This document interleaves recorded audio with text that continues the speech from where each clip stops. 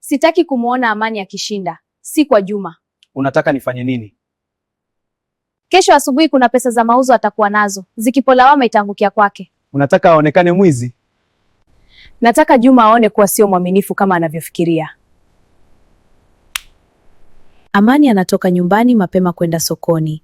Ana mfuko wa pesa za jana. Wakati moyo wake unaanza kufunguka, hatari ilikuwa inamsogelea polepole. Ghafla kitu anampita kwa haraka na kumgonga kidogo. Samahani. Pole dada.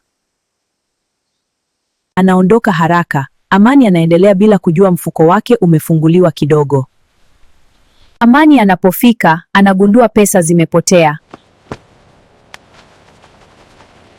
Haiwezekani zilikuwa hapa.